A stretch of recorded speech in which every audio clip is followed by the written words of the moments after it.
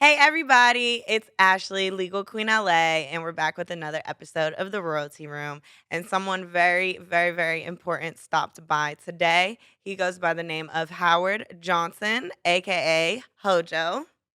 Yes. How you feeling today? Life is good. I have no complaints. I'm standing still, just appreciating everything that is taking place. Wow, that was I think the deepest answer that I've ever gotten.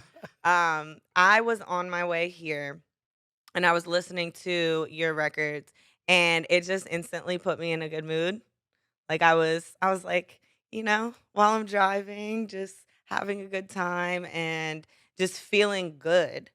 So, thank you for that. I appreciate it. You're welcome. What actually, you know what, Saul? Why don't we play the clip for the people so they can see what I'm talking about? When I saw you come inside, I couldn't help notice you were alone tonight. Oh, You you're see? so fine. Can you dance? Can you talk? Can you spend some time?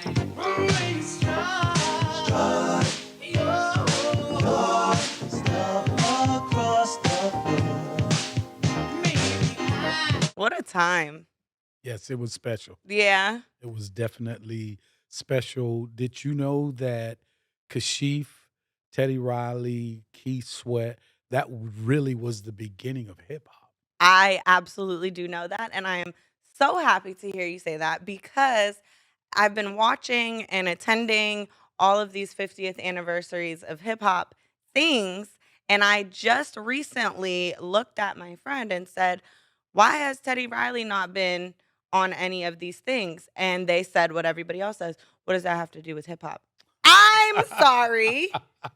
Yes, yes. People quickly forget. You gotta remember that America is really based on a fast food mentality. Oh, tell me more about that.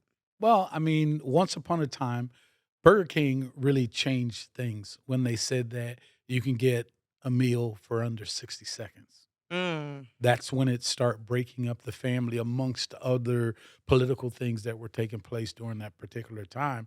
But it was just said that, hey, now mom is starting to work. And when mom was working, who was going to cook dinner? Mhm. So it was just easier to go to Burger King and get your meal under 60 seconds, or go to Kentucky Fried Chicken and go through the drive in because they never really had drive ins before that, except for a drive in where you would go sit in the car and. So a lot of things changed at that particular time. And then when an artist would become 25, 26, 27 years old, all of a sudden it was like, well, you're kicked to the curb and where's your cousin? You got a little brother that sings or whatever. Then they started to manufacture artists. Wow.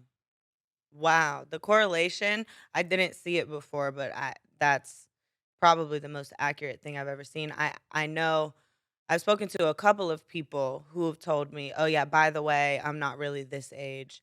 I'm actually, 5 years older Yes. or 6 years older." And when I first got to LA, I'm like, "You did not just lie to me about your age. I'm sorry. Can you run that back?" But it's not to me. It's Mhm. to everybody. It's to Wikipedia. It's to, Yes, absolutely. what wow, you kinda touched on a lot with that one. Well, when you think about, what music was back in the day, and I'm going to use an analogy that has to do with being an athlete, a weightlifter, where he would bend down and he would grab the weight and he would, clean and jerk it up to his chest. Then he would push it up over his head. Look at the music business. The music business used to help pick it up, jerk, clean it up to your chest and then help you push it up, and then they would take over. Now, record companies go, "You got it? Oh, we'll take it from there." They Mm, let us do all the work, or they let the new talents do that work, or they create that character and it's already propped up. So that's why you see the musicianship from myself or a Kashif or a Teddy Riley, those guys from that era they could play everything, they could do everything. Now, a guy can go on his computer and think about GarageBand. mhm. where you can sit there and make a song on an airplane. Right. Anybody can make it, and there's a manufactured beat that's already there. Oh, give me a beat like the Funkadelics, or give me a beat like the Spinners or Type whatever. beats. Mhm. Exactly. So the whole process has changed, and I have no qualms against moving forward and passing the baton. But when you pass that baton, when you run, let me see you run without all of the bells and whistles. Mhm. Let me hear you sing a cappella. Let me hear you, do something where all the bells and whistles are not ringing and blowing, Right. you know. No, honestly, I've asked that a couple of times. How do you feel about the accessibility of music today, compared to in the beginning? But I do want to ask you, what was your experience like entering the music industry in the time that you did as a young black man coming into stardom? Wow. That's a complex question because when I came into the industry, I was already in the industry. And what I mean by in the industry is that both my parents were singers, not professional singers. I grew up in the church, so my parents sang in church. So with that, I was already exposed to singing in front of an audience. I was exposed to performing without music because I grew up in a Church of Christ where they didn't have music, so I had to sing a cappella. Um, so I was already exposed to it, and a slight story of how and where I was discovered in Miami Beach, singing at a nightclub, making $45 a week, singing 6 nights a week from 8 o'clock till 3 o'clock in the morning $45 for the entire week. for the entire week. Whew. And in that process, I had taken a week off, and I found out when I came back, the rock group Yes had came through, and they wanted me to be in Yes, and I just kind of took it with a grain of salt. Yeah, whatever. So that following week, a real good friend of mine from high school, Lulu, called me on a Thursday night and says, "Hey, some people are going to come down and hear you sing tomorrow night." I was like, "Okay, whatever." Um, Three guys showed up.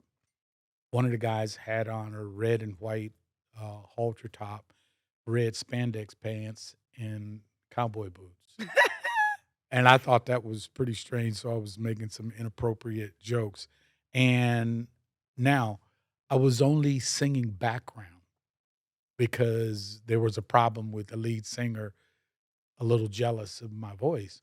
So I was playing percussion because I, grew up in Miami, Coconut Grove, with a lot of Cubans. So percussion was my thing. Mhm. So I was like, "Oh, cool, I'll sing background." So that particular night, he had laryngitis and reluctantly asked me to did I know the show songs, which was 3 songs. Uh-oh. It was Al Green's, "Love and Happiness," Lenny Williams' "Choosing You," and "Masquerade" by George Benson. So I did the show, and there's only 5 people in the club, but I sang like it was my last time. And to give you a little bit of paying forward, what I would say to young people that are doing this or anything that you're doing in life, give it 100 every time because you never know who's watching, who's listening, and who you may inspire. So I gave it 100%. It didn't matter whether it was 5 people or 500 people. So the 3 guys came to me after the show and asked me, could I come to the hotel the next day? And I was feeling a little strange because I was having a problem with the spandex pants. So so I showed up the next day, and it ended up being the leader of a group, um, and the guy's name was Sandy Toronto, and the name of the group was called Tornado.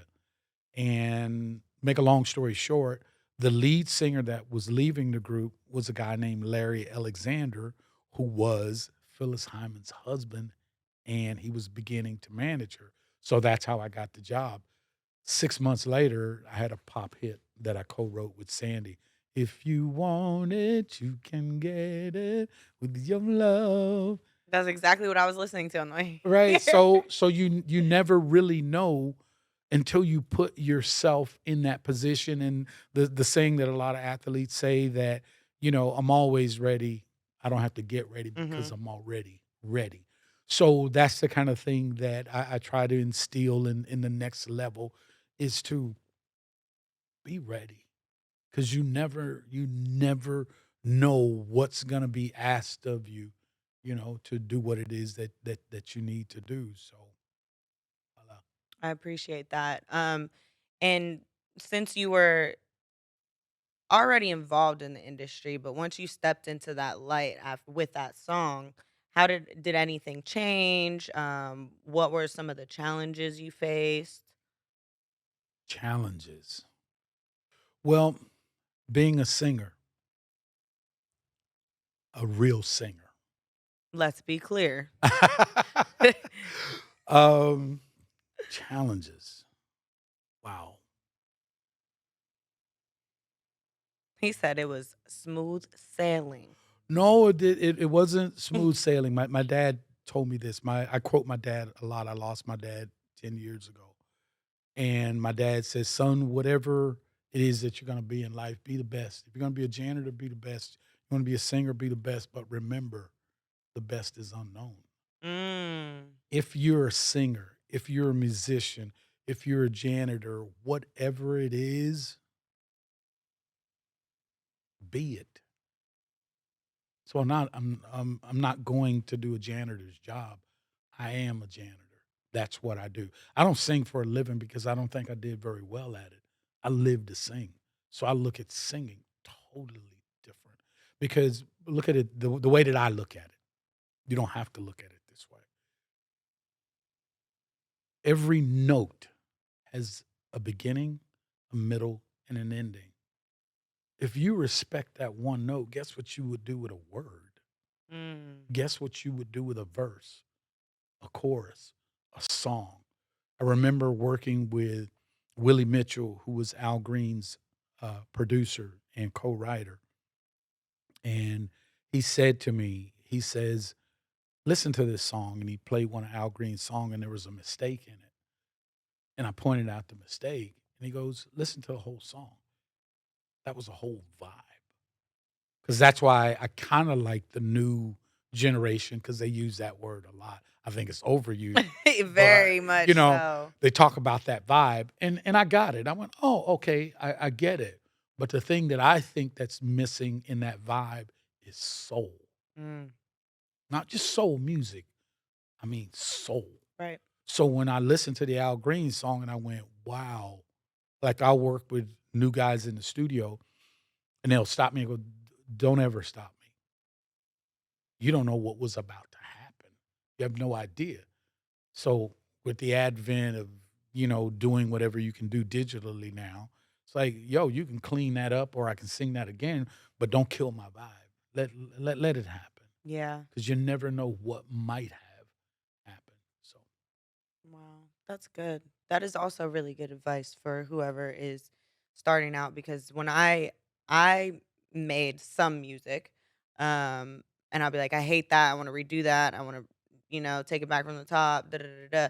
I personally get in the way of myself mm, and don't let myself complete it mhm, before stopping for a mistake or change the tone, do this, do right. that. And I don't know anything about behind the computer. Mhm. I just, show up and run my mouth just like I do here. But I definitely have gotten in my way Right. and I've left songs unfinished because Mm. of it. Cuz it's like, well, I don't know how to make this the way I want it to sound. Well, I'll tell you something about one of the greatest producers that ever lived, and that is Quincy Jones. Absolutely. Quincy Jones was such a talent that he got the best out of this particular musician or whatever, and he stayed out of the way. And that's what a great producer does. And not to take anything away from the producers that you've had in the past, maybe you just didn't have the right producer that was on the same wavelength that understood what that was that you needed Right. because we all need nurturing. It's like in a relationship one day there's a flower, then there's a gardener. Sometimes you have to switch. Mm, You know what I wow. mean? Because some Yeah. people, sometimes I'm just a flower, so I need nurturing, I need watering. You need to do this, and you need to do that. And it's like, yo, do you think the gardener ever gets tired? Tired, thirsty. Yeah, yeah. So the Sheesh. roles have to switch sometimes, and that's the key thing. Sometimes is having the perfect producer that understands all of those different nuances of who you are, where you want to be, and it's like, I'll ask you, would you rather be rich or would you rather be famous? Rich. Why? Because I feel like the fame comes with a lot of things that I didn't ask for. And what does rich come with? A lot of things I didn't ask for that's out of the public eye. I love it. I love it. But I guess it could go the other way too because Right. J. Cole said, I never wanted to be famous. I just wanted to make a difference. Mhm. And how do you make a difference? People have to know you. Right. People have to hear you. People have to see you. So he Mhm. didn't ask to be famous. He didn't ask to be rich. He just wanted to Be heard. change the world. Right. And you can't necessarily do that without having the platform to do it. Yeah, but I'll go back to my dad saying, sometimes the best is unknown. What happens then? Who are the best musicians in the world? Probably jazz musicians and probably Yes. classical musicians that are broke. Yeah. Some of the best artists in the world. Do you think that Michelangelo and Picasso and all of those guys, and maybe they're exceptions to the rule because they were famous during the time that they were doing it, but all of the other artists that are famous after they're dead in their work or whatever, you know what I mean? How many die broke and lonely? Yeah. You know what I mean? I just learned some crazy history about Frida Kahlo. Mm, That is yes. quite possibly one of the saddest Yes, it is. stories Yes. I've ever heard of. Yes. God rest her soul. Yeah. Um, you really, and that goes back to my main purpose in starting this show. Like you really never know what people are going through. Absolutely. Um, but pain makes some really good Oh, yes, art. it does. Yeah. I mean, it's like when you think of someone like Richard Pryor, you know what I mean? And all of his jokes, rose out of pain, and he was saying things that we wanted to say. And it's like, and he said, and it's like, oh, that's funny. And it's like, wow, a lot of pain comes from that. And I can relate to that as being a singer because growing up in Miami, I was like, there was no Haitians yet in Mhm. Miami, and there were no Africans in Miami at the time. So, like, I was the darkest black kid. I got murdered by my own kind, being called tar baby, shoe polish, or whatever until I stepped on the stage and sang. And then it was like, oh, you one of us. And then I was the first black kid with a car at 15 years old. And they were like, oh, well, and then fortunately or unfortunately, I was hanging out with white kids on Key Biscayne where Nixon lived. Mhm. You know what I mean? And it was Mhm. like, yo, y'all not giving a brother no love. So what am I supposed to do? It was about goodness then, kindness, understanding. Wow. It just wasn't about, as they say, all skin folk ain't kinfolk. Ooh. You know what I mean? Yeah. So it was like, wow, why am I being, I thought we were, we lived in the same neighborhood, we walked to school together, but all of a sudden, hey, tar baby. It's like, really? Oh, okay. So when I got on stage, so out of that, that's why I said that I didn't or don't sing for a living because I never looked at the money. I Mhm. looked at being the best that I could possibly be. And no, I couldn't outfight you, but I'll get on stage and I'm gonna sing a high note and I'm gonna break your glasses. Ooh. You Yes. know what I mean? And it was Mhm. like, oh my God, you know, and my life is in my music. If people, and I told you this earlier off camera, sometimes you just gotta pay attention. I mean, you can ask me a million questions, but if you listen to my music, when you go back to the days of someone like Joan Baez or Bob Dylan or whatever, and listen to those lyrics, and it's like, wow, that, really? I mean, to me, I think that's why Mary J. Blige was so successful is because she just told her life story. Right. And everybody was relating to that. And it's like, oh my God, Mary. Ooh, we are with you. And it Mhm. was like, oh, okay. I get that. So Wow. I wish I could go. I personally, I wish I could sing. Like that is the one talent, one thing that I wish above all else that I could do. But this little raspy voice right here is not built for that. So I'm definitely inspired by people who are able to do that thing that I so desperately wish that I could have or was blessed with. let me ask you this question. What happened? Can you hold a tune? Mm-mm. I bet you could. I bet you could. And I'll tell you why. When you talk about raspy, let's talk about somebody like Bonnie Raitt. She has a raspy voice. Mhm. So what does that mean? I mean, I guess everything is possible, but for me personally, I don't know what it is. I used to actually I went to karaoke last night and I killed my set. I did 3 songs. I had choreography going and Really? everything. I love it. And I'm in there, I'm rapping Nicki Minaj Right, right. and I'm singing. I always, always, always have to do Boys to Men. End of the Road, favorite song for karaoke that there Right. ever was. And there are certain parts that I just like be like, because I know the moment that I try to hit this, the voice is just gonna cut off. Right. Like they're not gonna cut my mic, my voice is gonna cut it itself. What's that saying? You were out of your lane. That's all. Right, Okay. right, And you right. got to understand those were written specifically for For them. them. So that's what I told you. It's so important the right producer, the right manager, because you have that in you already. You have that.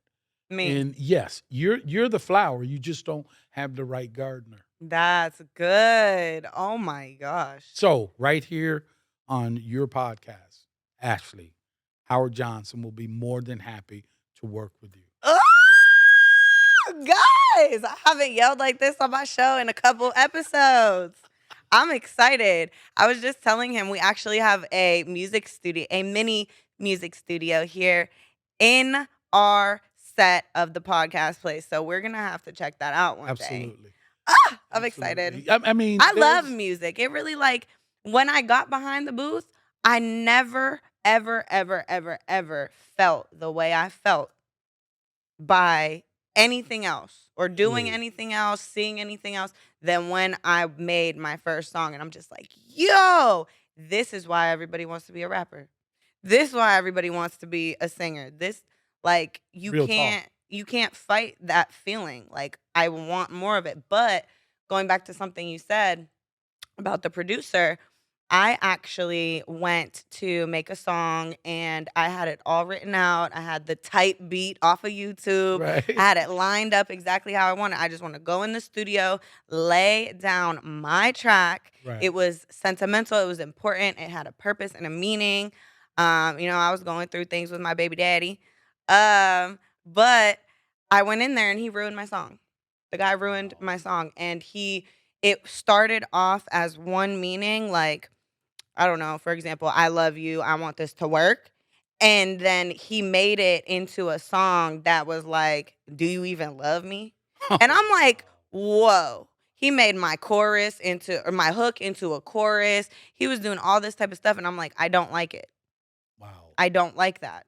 That's not what I asked for. That's not what I sound like. And it was just like a fight Right. while I was in the studio and he sent it to me. I paid him for the time Right. and I did not go back to the studio for 365 days. Wow.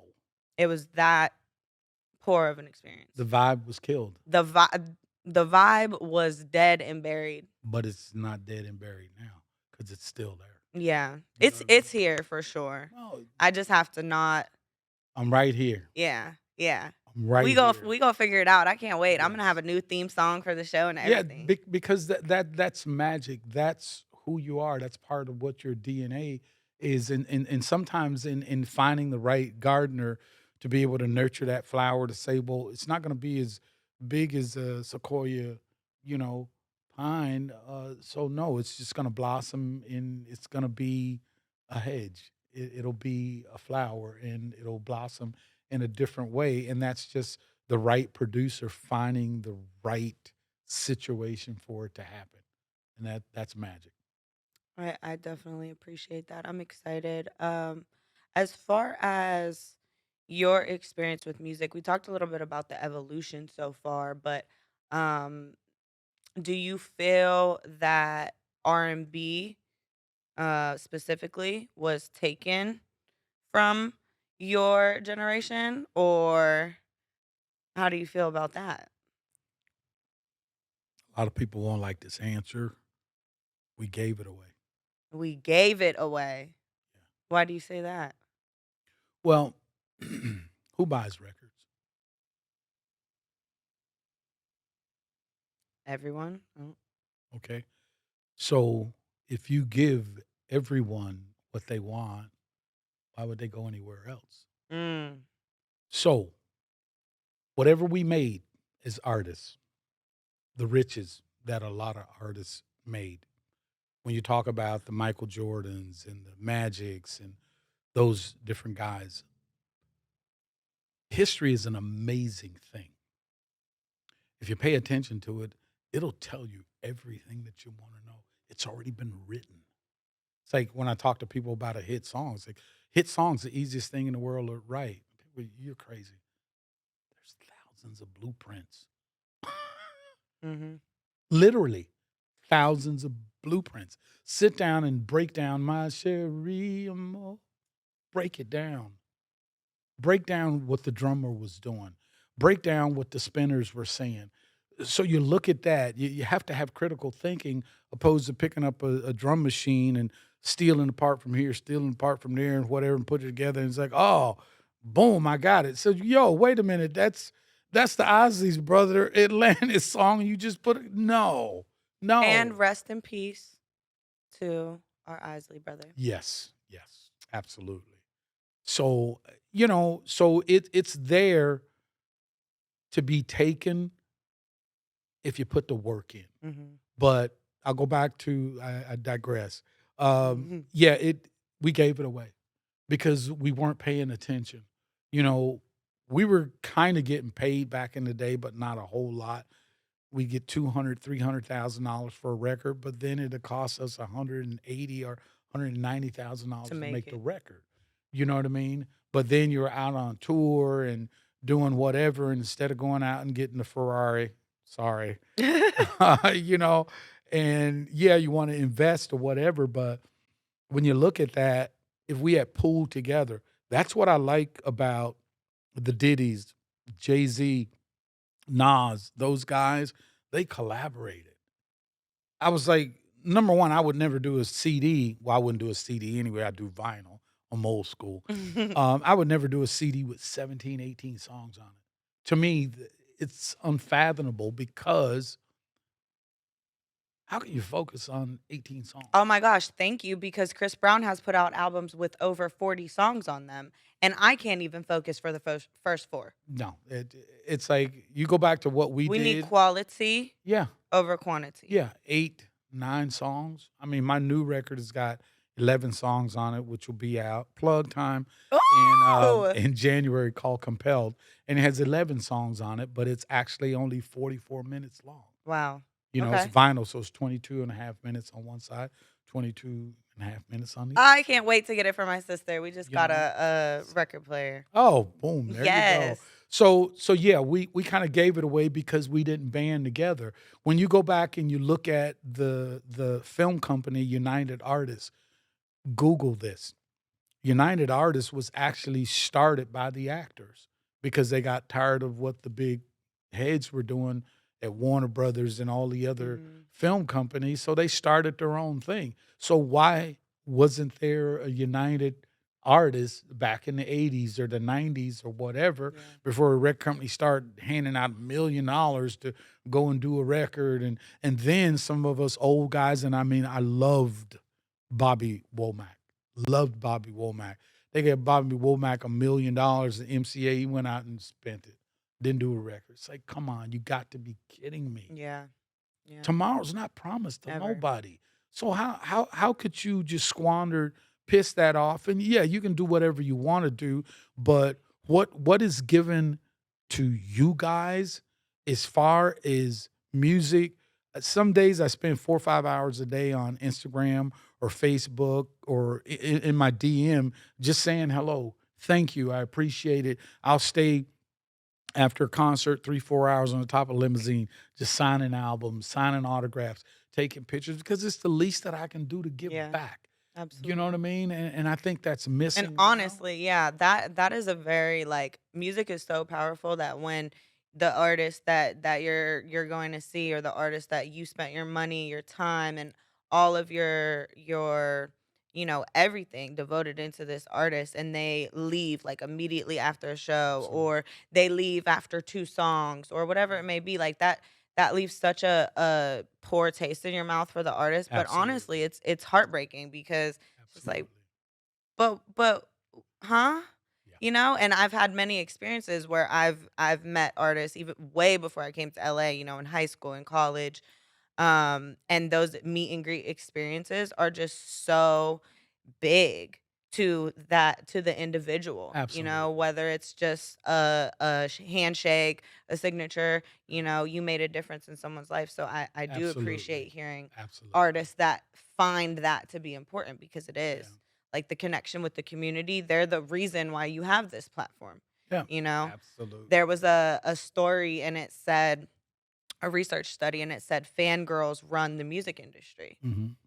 And it's true Yeah. because how many fangirls are in Taylor Swift's arenas? How many are in Beyonce and Drake's and whoever else? They're the only reason why they are in the stature Yeah. that they are.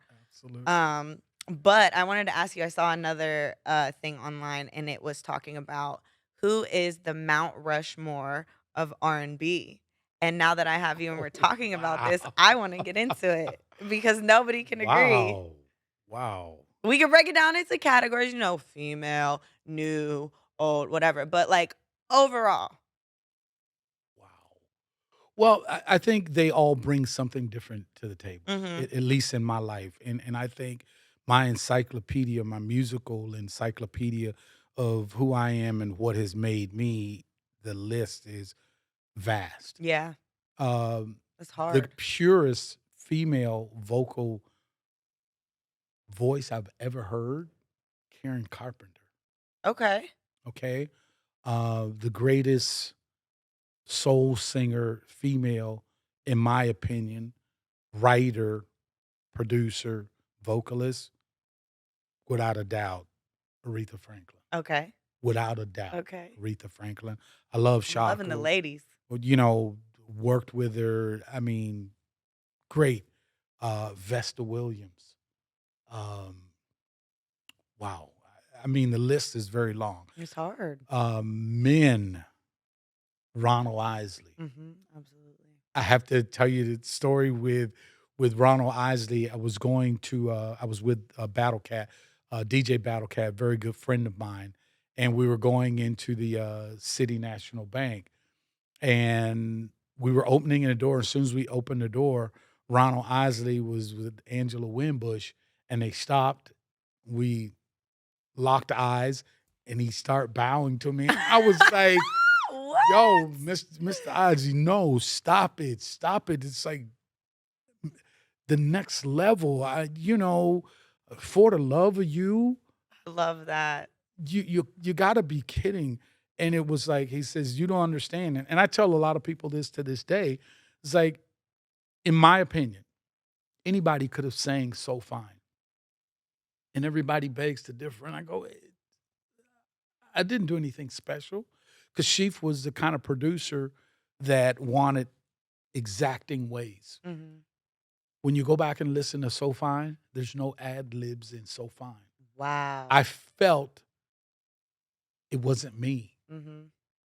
He sang it the way that he wanted me, you know, to do it. And I was like, okay, so I really have to focus on putting me in what you want. But it was still me. So I think maybe that's how people equate it and say, well, no, you were special on that. So Ronald Isley, Billy, I don't know Billy's last name, from the Ohio Players, Okay. okay? Um, one of the lead singers from the Funkadelics with George Clinton. I don't know his name. And a lot of my ad libs I actually got from David Sanborn because I would listen to saxophone players and I would listen to Grover Washington. So Tony Bennett, Tony Bennett actually was my neighbor when I lived in New York. Oh, wow. So sitting with him, talking with him and getting some advice about certain things because I would sing popular music from back during that particular time or whatever. Obviously, Luther Vandross got time, spent with him doing studio work, and it was like you That's talk about amazing. a technician. Wow, Stevie Wonder, and of course Al Green. I mean, Absolutely. the soul that is still in Al Green. It's like it's magical. I grew up in the church, so of course I'm gonna come with a gospel tint, to a lot of things that I do. But also I sang opera when I was in Wow. high school. So the range is, and then Minnie Riperton. I got 5 octaves. So I'm really all over the place, Mhm. so to speak, or whatever. And the list can just go on. Levi Stubbs from, the Four Tops. I can just go on and on and on. The things that I listen to, what I listen to now. Am I influenced by any artist now? I was just gonna ask, who do you listen to, of new artists? Well, my daughter. Okay. Well, no, she's not a singer. She can sing and she can whistle. Oh my God, she's incredible. Um, when she gets into my car, my truck, says, play your song list. Let me hear, what you're listening to. And at some point, I'm gonna let her produce me Wow. because she tells me, Dad, you need to do something like this. And I'm Mhm. like, I don't I know. love it. That ain't got no soul and this, that, and the other. Just forget that. It's got a vibe. You'll bring the soul. You'll Right? bring the soul. She got the So vibe. so yeah, it's I really don't. I mean, I listen to classical music a lot of Mhm. times when I'm in the car because I'm hearing different things because like I want to write an opera. You know, eh, I do country and western. A Yes. lot of people don't know that that I'm a cowboy. I wrote the theme song for the Bill Pickett Rodeo. What? You know what I mean? So life is full. I want to be a part of it. I'm also doing an album, and you guys are hearing this for the first time. I'm doing an album next year called Photosonic. Mhm. I'm a photographer, Oh. and I shoot with a Rolleiflex, and I shoot with a Leica, a Q2 monochrome. I love black and white, so I'm matching my pictures with my music. I love that. You know what I mean? So, and I really have to thank Michael Jackson and the movie industry for that Mhm. kind of love because like I'm a big movie buff. I go to the movie more than I care to tell people. What's the last one you went to see? Oh my God. The newest movie, The Burial with Jamie Oh, with Jamie Foxx. Foxx. Yes. Oh, I was supposed to go to the premiere of that one. oh my goodness. Jamie It's Foxx. great. Yeah, he took me to It's a another level. lawyer movie, Yes, everybody. yes.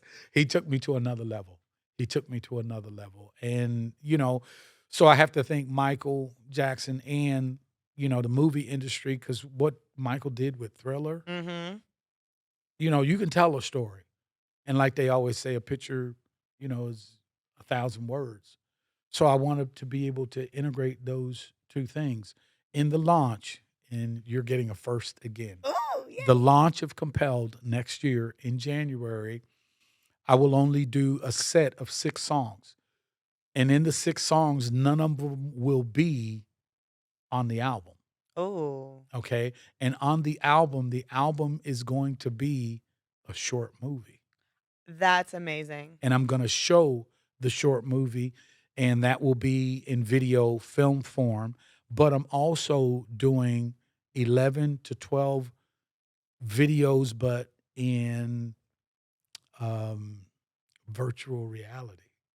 Wow. So I'm basically doing 24 shoots, This is film crazy. and virtual reality. It's another level. Yeah. It's another level.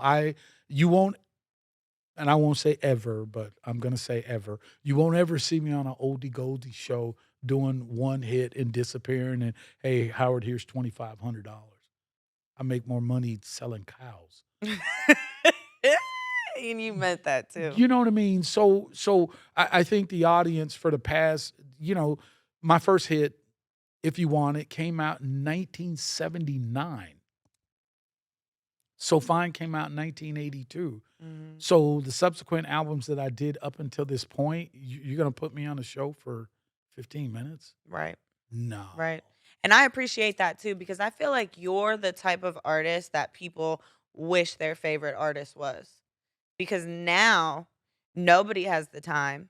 Nobody cares about their fans. Nobody cares about who's paying money and supporting them. Nobody cares about giving people an experience. They just show up and collect a check and pass go. And I thank Beyonce for that. Beyonce, thank you, because Beyonce said there's no more concept albums, Mm. and Mhm. that's what kind of spurred me on. And I went, "Oh, I got some concept for you right here." Okay. You know what I mean? And it's not, when you hear the new Compelled album, it's not the typical So Fine or If You Want It. It's an amalgamation of a bigger picture of who Howard Johnson is, and it's still only a snapshot of who I am. Wow. What would you say in all of these creative projects, what inspires you today? Like what gets you up in the morning or gets you into the studio? Well, what got me up this morning was you, coming Well, through. thank you for waking up this morning because Boom. I'm glad we have you. I'm glad to be here. Um, there's inspirations. Some mornings that I'll post on Instagram. I go hiking, in the mountains and stuff, and just not playing any music Mhm. and just listening to the symphony of the crows, the birds, the crickets, the Silence. Wow. coyotes, and those are the kinds of things that inspire me, that make it keep turning in my head. I'm inspired by hearing helicopters. I'm inspired by my dogs barking. I mean, so I'm inspired by life because in 1997, one of my horses flipped over on me, broke my pelvis, and broke my back, Oh my and I was gosh. paralyzed for 9 months. So Wow. when you kind of have that alone time and know that it can be quickly taken away from you, you start to appreciate what the grass smells like, what color it is, what color the sky is. When it rains, it says, "I want to go outside in the rain." I mean, simple stuff like that that we don't pay attention to Right. until it's too late. And we're laying there on our dying bed, and all of a sudden, your life flashes in front of you, and it's like, yo, that guy that talked about that dash when you were born and that dash, and then when you're gone, that dash is so important. And everything matters. Everything matters now. So I'm inspired by everything. I'm inspired by you telling me how much you love singing, and how, excuse me, how someone pissed on your parade, for that. It's like you would, and I hate to use the word never again, but you would never see me on American Idol or The Voice or whatever. Do you think for one moment I'm going to sit in front of millions of people, in front of millions of people, and go, they should have stayed at home, keep a day job? No. Right. No. They might literally never touch a microphone ever Never. again. Never. So why? Why? For TV ratings? You're kidding me. And then you got people that are judges that don't sing? Oh, let's get into it. To me, that's not real. And Right. even being a singer, there's still variations of what that is. There's classical music, jazz, there's country, there's American music. There's tons of, so who's to say that that person couldn't be what I want to hear your story. I need to hear that story. You need to hear your story. Oh, You know what I that's mean? good. Because it's like I tell people all the time about, people talk about affirmations. I said, well, write it down. It looks a little different. It looks a little different than when it's in here. Right. So when That's you put very it down true. on a piece of paper, and then you've got that gardener that's she's giving you all their attention. Ashley, what is it? Talk to me. How do you feel? Why do you feel that way? I got you. This man gonna have me in the studio crying and some more. I'm ready. Y'all gonna hear it first. But my last question I want to ask you, looking back, would you change anything about your experience in the music industry and life so far? Wow. No, Period. no, because it would No, but or no, just no, period. no, period. Because it would change everything. I mean, how many movies have you watched? And so I just want to change just one thing. It changes everything. It Yeah. changes everything. Okay. That particular night that I got discovered, okay, I could have been pissed and said, yo, dude, it's on you. Do your thing. And I would not have been here right now. Right now. I had taken the civil service test in Florida to become a mailman, to Wow. deliver mail for the rest of my life, my working life, Wow. because I didn't think anybody believed in me. I've never said this story publicly. When I was singing at church in the Church of Christ, I think I was 10 or 12 years old or whatever. And I remember, every Sunday, they would have different people get up and lead the song. And I got up to lead one day, and one of the guys there, I won't name his name, said that I was too black to sing, color wise, because he was a fair skinned, older gentleman, too black to sing. What does that even I don't mean? know, but it hurt me deeply. So we're on the way home, and I'm sobbing in the back seat, and my dad stuttered. It's like, well, boy, what's wrong with you or whatever? Well, Mister, brother such and such said that I was too black, and my dad was turning around, and my dad carried a gun. Ready. I know he was My ready. dad Whew, reached up I kn- under the seat, and my mom, with tears, begged him, Let's go home. please, Frank, please. I'd have turned Please. around. With the way I drive, nope, no.